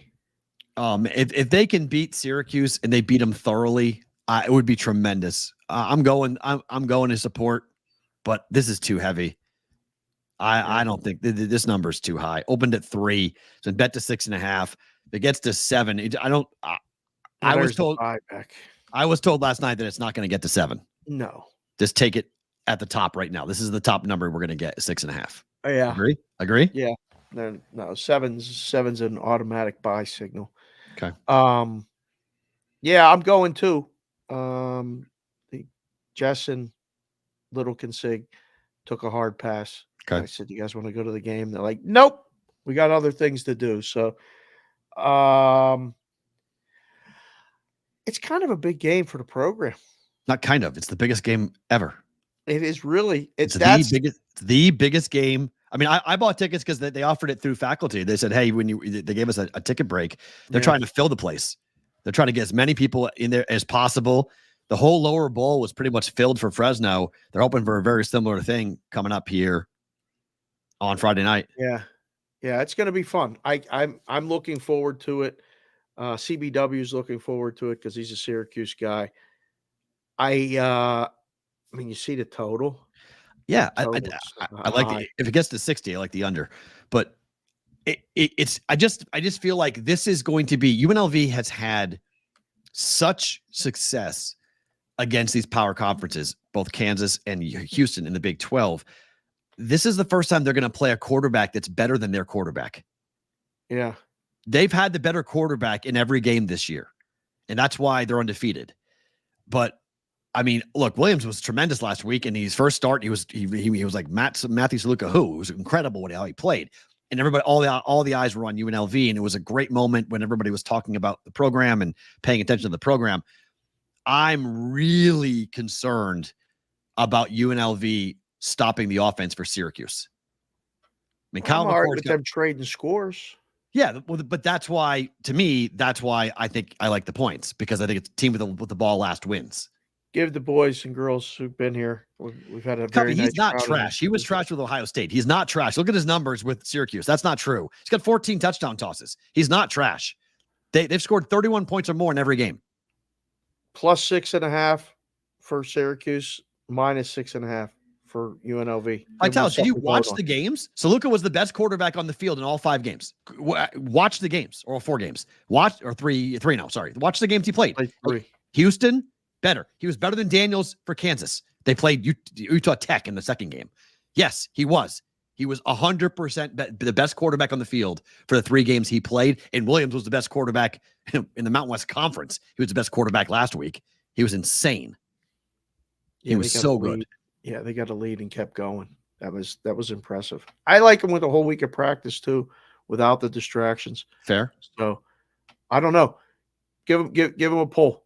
Okay. Put it up real quick. We'll see what the boys and girls We doing vote. cover or are we doing outright? 6.5. Yeah. Yeah. Use 6.5. Syracuse plus 6.5. UNLV minus 6.5. Because it's not going to go to 7, and it's not really going to drop below 6. I think, the early numbers settled. I tweeted at Sherman on Sunday when he put it out, -3, and Circa put it out, I think, at 3.5.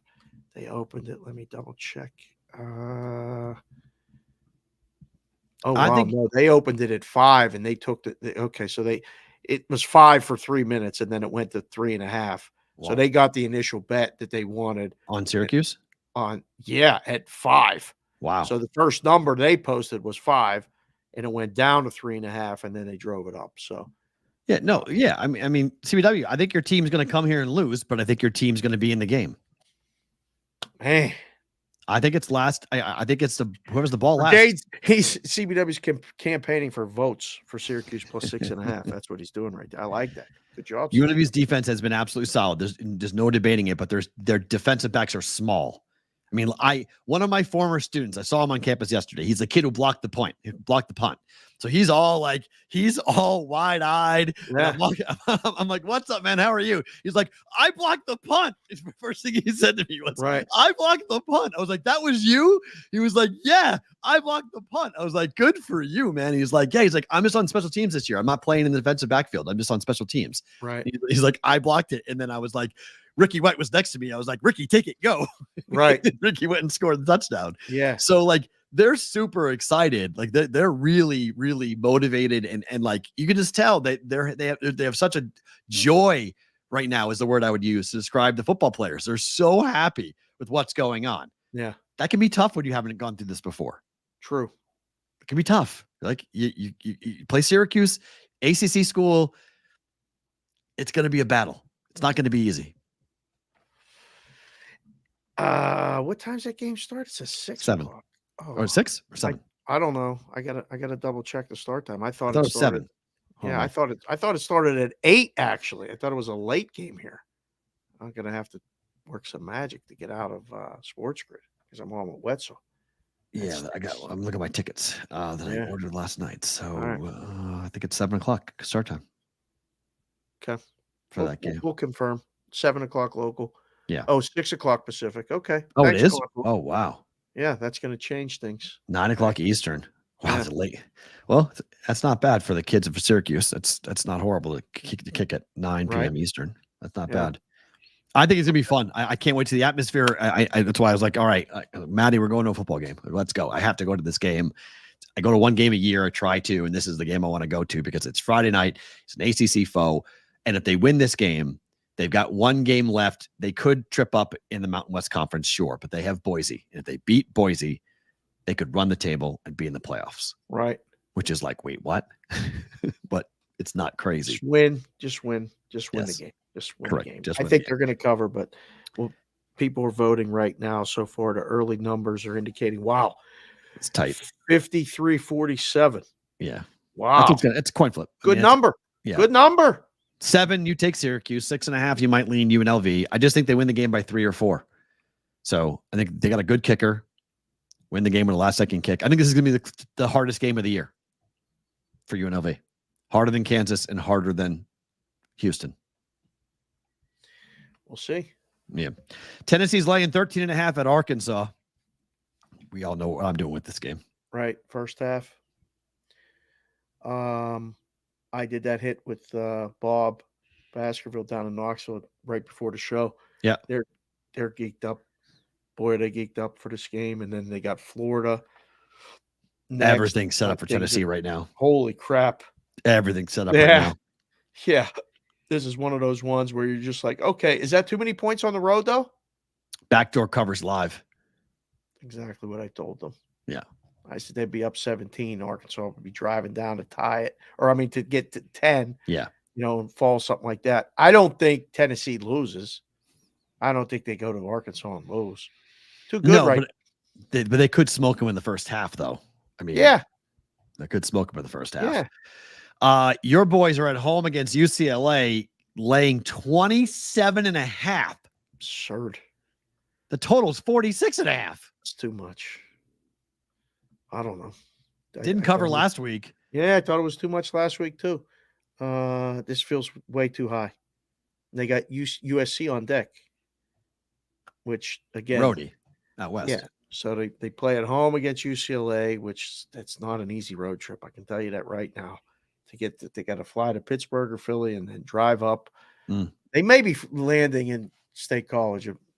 These private planes now might, but I know for teams that came out west more than an hour, like 2-hour flights and stuff, and then a 2.5 or 3.5 hour drive up.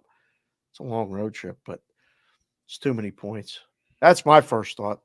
It's a lot of points. 27.5 is a lot of points. Jimmy Cover going to cover after last week? Maybe. They missed 2 field goals. They should have covered. Missed 2 field goals, so they would have covered. Darn kicker. Miami is on the road at Cal, laying 10.5. Game day will be there. Total is 53.5, and they're traveling 3,104 miles to play a conference game. That's about as far in the continental United States. That's about as far of a separation as there is. Yeah. Miami, Florida to the Bay Area for Cal. And this is a conference game? It is. ACC conference game. Nothing makes any sense. Nope. Nothing makes any sense. Makes no bleeping sense. You trust Miami laying as many points on a road? I don't know. No, I don't. No, I like Cal. I've liked Cal all year. Yeah, that's I was on Cal against Auburn. I think Miami wins the game, but that's a lot of points on the road. Yeah, it's a lot of points, period. They don't seem buttoned up. Miami? Yeah. Well, it's Miami. They're gonna run loose and fast like they always do. I know, but my goodness, like we posted that bracket yesterday and it had them as the 3 seed.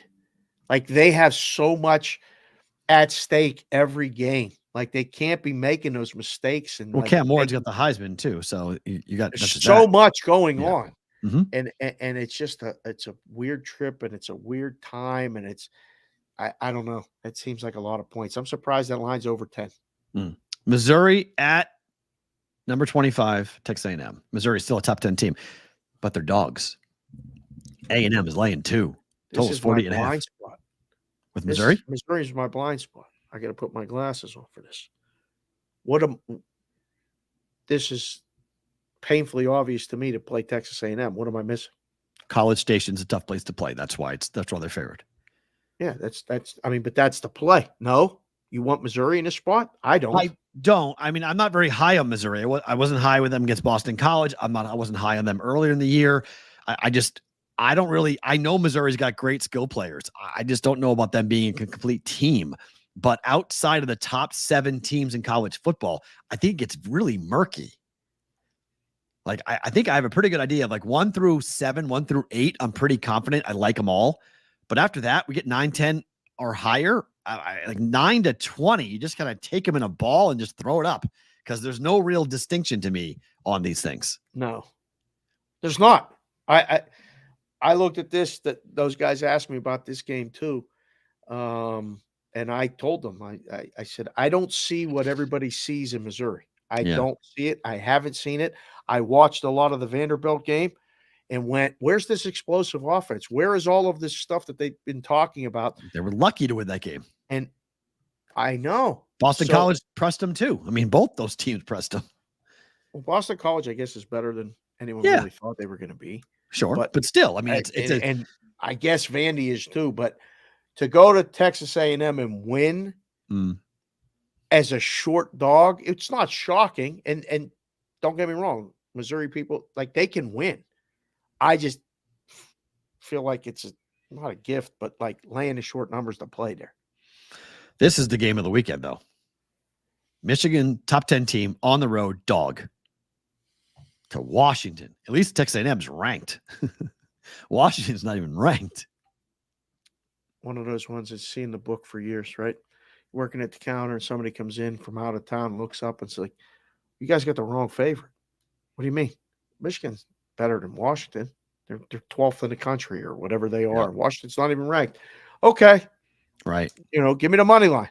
Oh, you want Washington on the money line? No. Michigan. I don't even need the points.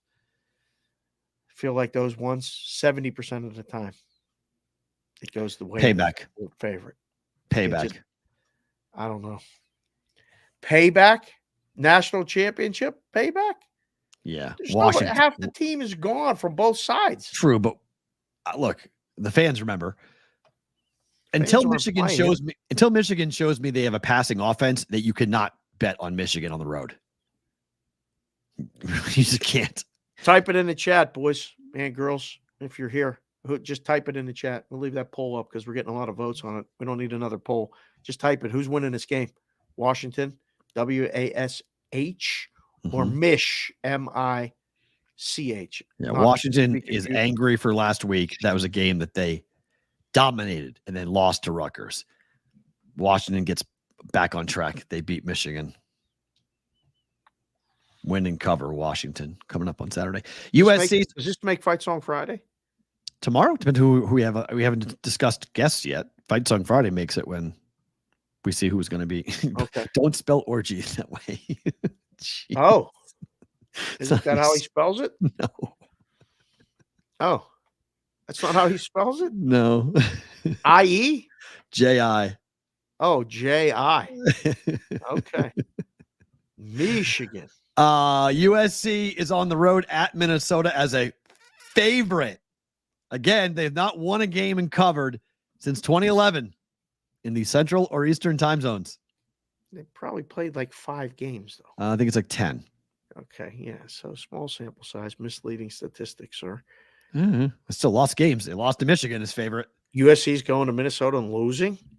Probably not, but I don't know if they're covering.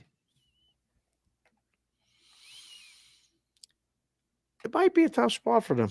What's the weather? Is it still nice, Minnesota? Yeah, I mean it's October. It's not going to be warm, but it's not going to be freezing cold. Huh.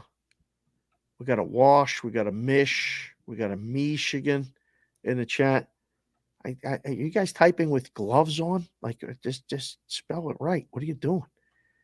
What are you saying? Dog covers, loses a game. Favorite wins, doesn't cover. I think the favorite. Yeah, USC by 7. Okay.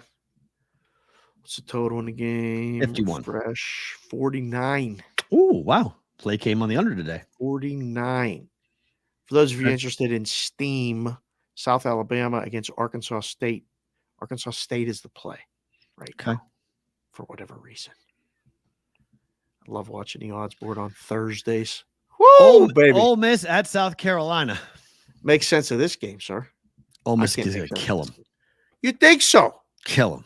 Kiffin's pissed. That was a game. Losing last week was. South Carolina's coming off a bye. Ole Miss is mad. What's the Puntos, baby? Kiffin is 4-0 straight up and 4-0 ATS off of loss. Oh, man. Home dog covers here. Give me Ole Miss. Give me Kiffin to go in there and go put up a number here against. They have to, though, don't they? Like they had the hiccup already. Then they got a couple hard games coming. I mean, that graphic with the playoff that had them out of there. I thought they were going to be one of the 5 or 6 or 7 SEC teams that are going to make it. Well, yeah, I mean they can have one loss, but this is they have to win this game. They can have another one. They can't have another one. No. They can't have another one.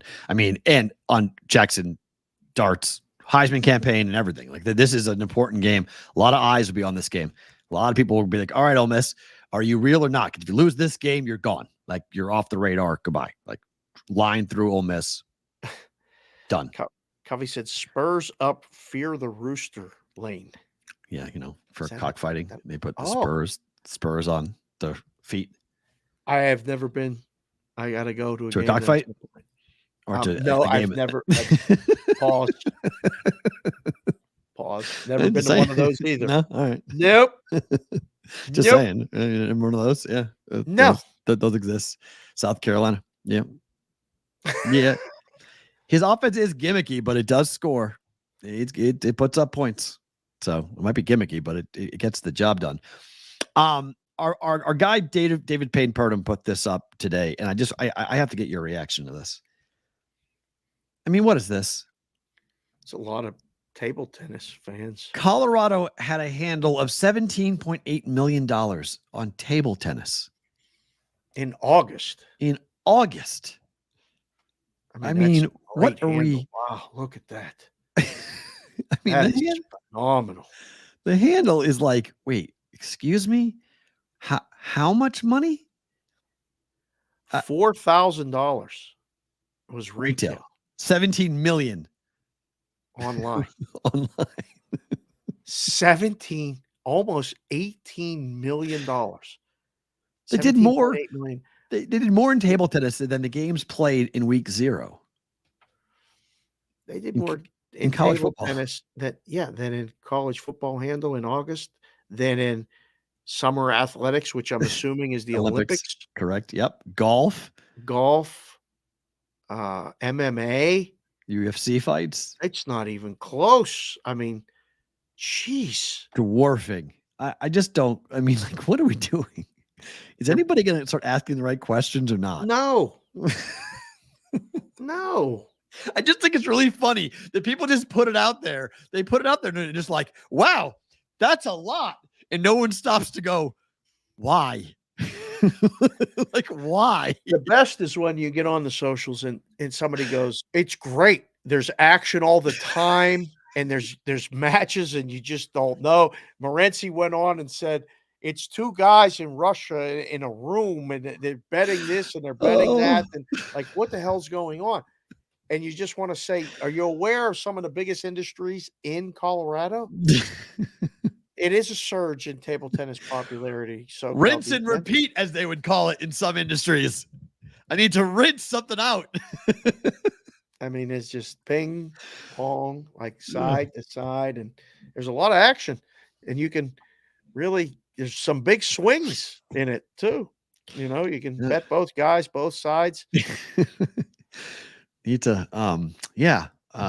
certain banks don't take certain types of money, but they'll take gambling winnings. Yeah, you can bet both sides. You can't lose. Can you imagine what an unknowing person that gets the reports and goes, "What the hell are these books doing with this table tennis? Like, how do they keep doing it?" Everybody got to be in on it. I mean, they have to know. They got to know up there, right? Like this can't. I don't know. It's a great question. Do they care because the taxes come in? Does the state just go like, we don't care why they're betting? Doesn't matter to us. That's somebody else's problem. We don't care. I mean, until somebody comes in and says you can't do this. Well, hold on. You have to do it. Here's my question.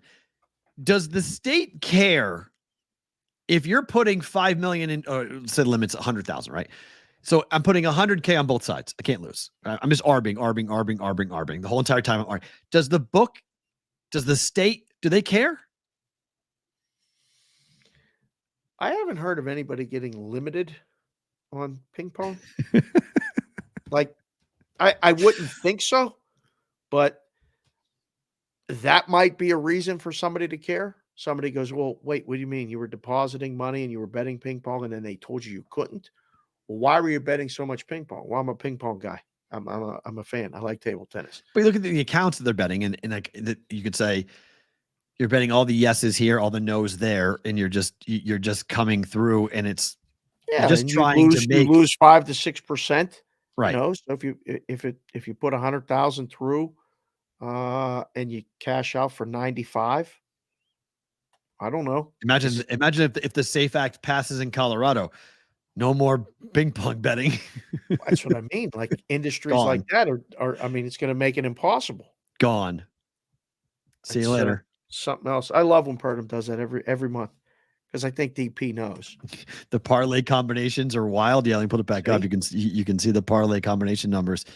75 million in parlay combinations in the month of August in Colorado.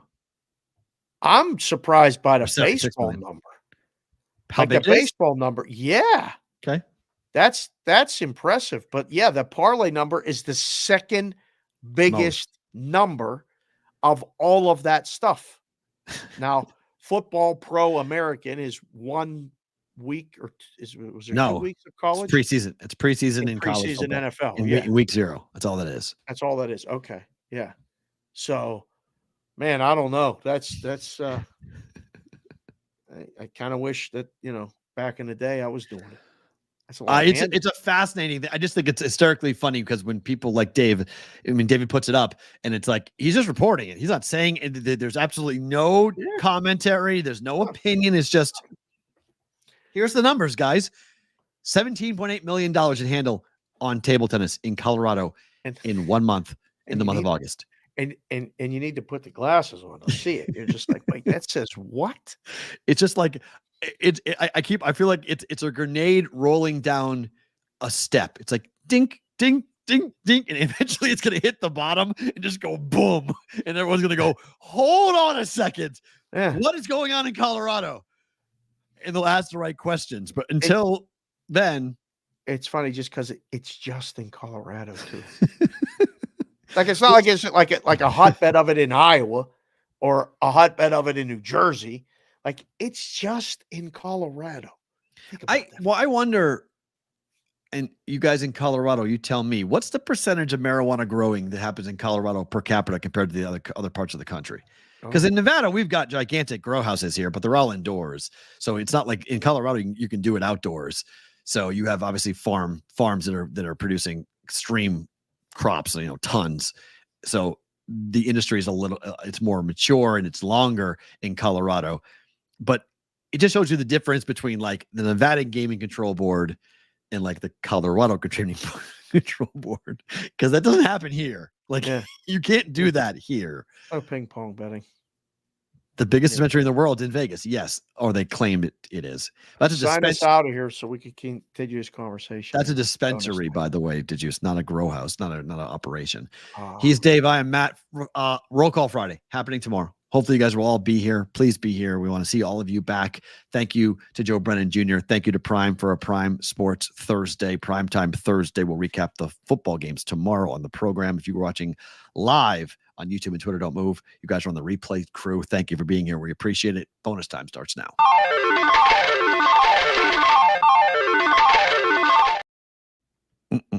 Yeah, Planet 13 is huge, but it's a dispensary. It's not a grow operation. Like in Colorado, they have gigantic growing operations. It's different than what's here in Nevada. Because you have to do it indoors for that. A Brooklyn man has pled guilty in the Jontay Porter case, Dave. It's going to be, this is 20 years for his involvement. I'm going to read this story later. We can address this tomorrow. Okay. I didn't want to comment on it without reading it. Long Phi Fam. Fam? Known as Bruce. Brucey. Admitting to wire fraud conspiracy at a hearing yesterday in New York. He's been released on $750,000 bond. He awaits his sentencing in April of 25, faces up to 20 years in prison for his role in this with Jontay Porter. Got to make an example, right?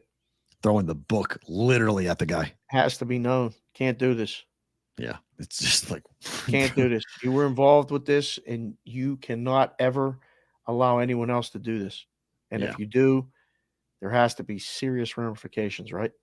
Yeah. By the way, 52-48 on Syracuse and UNLV. Who got the 52? Syracuse. Wow. Okay. So tight on Syracuse on that one.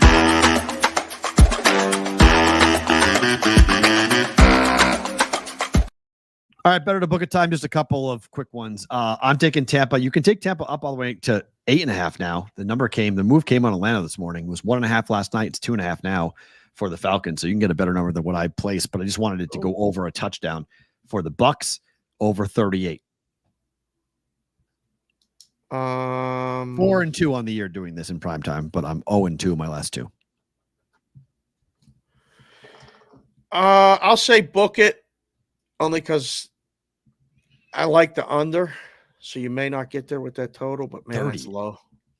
38. 7-1 to the over the last 8 games in Atlanta between Tampa Bay and the Falcons. Yeah, that should go over, but that's the one that will catch you. I think 7.5 should be good. Atlanta blowing them out, I don't think that happens. I think Tampa can win the game. Baker Mayfield over 1.5 touchdown tosses tonight. Wow, really? Mm-hmm. Do they run the ball in? Who? Tampa? Yeah. Offensive line's banged up. They got to throw. tonight. This is going to be on Baker and Mike Evans. Wow. Yeah, this is a passing game for this offense. They got to move the ball through the air. We talked about last week, wasn't it? About how passing touchdowns are down? No, passing yards are down. Passing touchdowns are down too. Yeah, but two in a game. I hit this last week. I hit this with the Lions on Monday night with Goff throwing for 2. Huh. All right. I'll just say I'll book it because I think he throws 1. He goes for 2. They want you to, what is your take on Mets and the Brewers tonight? I have nothing. I'm done betting baseball for the rest of the year. I'm done. No more. That's it. Oh, next week you'll be back. It's going to be so good. It's going to be so good. I'm riding the Padres. That's it. Let's go Padres. 5-1 ticket on the Pods. That's all I'm doing. Right. That's my watch now is to see the Padres go to the NLCS. Cease and Flaherty Saturday night. Absolute must-watch television. Mm-hmm. They finally said Cease was pitching. I think San Diego can take that game and then flip everything. It's going to be awesome. I want the Mets to win tonight because I want Mets Phillies. Selfishly, I think that would be fun. Mets Phillies Padres Dodgers is awesome. Like that's great. I don't need to bet a fucking cent on those games to go and watch those games and be excited and interested in watching because that's just great sports. Like that's just unbelievable drama and theater. I want to see Shohei in his first playoff series. This Padres team is red hot again. I think the Dodgers are going to get caught flat-footed here because that party last night for the Padres, they are feeling it right now. They feel good. They're loose. Yep. I got a quote from Hinch, actually. It's damn it, I left it downstairs. That was going to be my favorite thing about today. It was so good I wrote it down. It was just I think it was be free, play something and have fun. It was just three words. Okay. It was so good. I think Milwaukee plays like that tonight. Backed into a corner with this one. I'm leaning Milwaukee. Okay. I really am. I'm excited to watch it. It's going to be fun. I'm more excited to watch that than I am the football game. I got to do that Sports Grid show pregame. I have no idea about the side or the total in the game, the football game. I mean, Troy and Texas State should be high scoring. So if you're looking for something to watch on ESPNU, that game's going to be fun. 0 shot of me watching one play of the college football games tonight. I'm not watching Sam Houston State. I have no interest, but I like Troy because I lived in Bama for a while. So I like watching Troy. And Sunbelt football is fun. So Sunbelt football is fun. Fun Belt. It's fun. It's what's called the Fun Belt. So I'm excited for that. Favorite thing about today is what? So I asked Jess and Kendall this morning about the possibility of attending the football game. Right. And apparently there's something called a fall festival tomorrow at school. Oh, okay. And after school, like at the same time that we would be going to this game. Okay. So I was told, no, you go to the football game. We're going to the fall festival. Okay. So I laughed and I was like, what is the fall festival? And I forget exactly what Kendall said, but she's like, it's just something we're doing. And I laughed because I was like, we're at that time of year. We're getting to the fall. We're getting to things that you have to do because that's what we're doing. Like, Halloween is coming. We're going to start we got a pumpkin out front. I don't know where it came from. Things start to appear in the house, decorations. How do you guys keep pumpkins from not rotting? I don't know. It's the craziest thing. I've never lived in a place where you buy a pumpkin and you literally have 6 days with it. And then it's complete and total mush because of how dry it is here. Oh, it's wild. It's like in New England, like you could go ahead, you'd be able to, because the moisture in the air, you'd be able to do a pumpkin or you carve it, just leave it on your front doorstep. You can decorate with pumpkins. You can't do that. You got to go with fake plastic ones. Yeah. That's why Michael's is so popular here in town because people want that stuff on their doorstep, but they can't do it because the pumpkins literally disintegrate in like 6 days. Well, this is the science portion of the show, boys. It's not science. I just don't understand. I mean, I've never lived in a place where like I'm always like, because Madeline and I were food shopping, and she was like, "Can we buy a pumpkin?" I was like, "Not yet. Like we'll buy it like in a week." Because if I buy it now, it's going to be dead by the time we get to the middle of the month. So I was like, it's a waste of money. It's dumb. My other favorite thing about today is the texts and things that were exchanged with guys like Claire Chick and Daniel G and stuff. I'm so happy for them and JC from KC. Kansas City is not just the Chiefs. They're rooting for the Royals, and they're going to get a home game. As good as it's going to be over the weekend on the road for both the Royals and the Tigers, I can't wait until Tuesday because they both get home games. It's going to be an absolute blast. The baseball, bro, is going to be absolute must-watch television, betting opportunities galore, a hell of a lot of unders. I can't wait. Unless I'm betting it, and then it goes over. Fair. And then it's 5-4. I mean, how did that game end 5-4 last night? How is that possible? You got a home run late. I mean, it was 5-2, and it was supposed to end 5-2, and then Harris hit the home run, and it was like, wake up. Uh-oh. Yep. There's a chance the Braves were going to tie that thing. Better hang on to it. Yep. Yeah. On that. For me, I think it's really one. I love that it's football season. I love playoff baseball. It does make me kind of go, I want my team back in it because it is really fun when the Red Sox are in it, and it's kind of a bummer. The Red Sox have when they're not in it. It's kind of like that stinks. But having a college football team be relevant again, I haven't felt this for a long time. Fun. And buying that ticket last night, I was like, wow, that's pretty cool. I was like, I haven't really felt like this is a nationally ranked team. Yep. Like I haven't gone to a game as a fan, like a college football game as a fan. I'm trying to think the last time I went. I don't know, because I always go for work. So like UNLV basketball, I've gone to college basketball games as fans like crazy because I go to Creighton games. So I see, but a college football game, my daughter's never seen it. So I was like, I wonder, my favorite thing today is I'm going to go tell her about it and be like, we're going to the game. She has no idea what it is. She's like, what's a college football game? I'm like, it's because she did not like the Patriots. We went to the Patriots twice. Totally different, right? This is totally different. We went to the Patriots at Allegiant.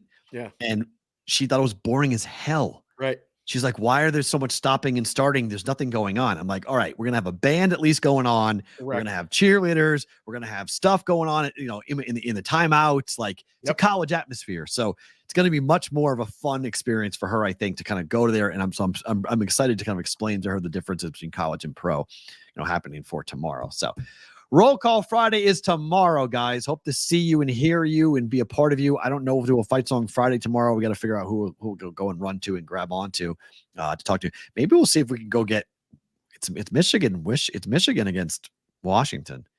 I don't know. Maybe go get Jim again. Can you come back on and celebrate the Tigers? And after say, hey, Tigers won. We go back on. Maybe we'll do that. Maybe we'll see who else is in Michigan. Good luck. I mean, everything went perfectly for him. Right? So my other favorite thing about today is we both wore black shirts, and I had to go get the hat. I mean, this is fantastic. I'm looking at the picture here in the screen and going, that is wild. It's the first time we've done this in a long time. Very different, freaky, weird, but fun at the same time. Kind of like the show. He's Dave. I am Matt. We are back tomorrow for a Roll Call Friday. Thank you to Prime Sports, Prime Sportsbook. Go check them out if you're in New Jersey or Ohio or a surrounding state. Joe Brennan was great. Back tomorrow for Roll Call Friday.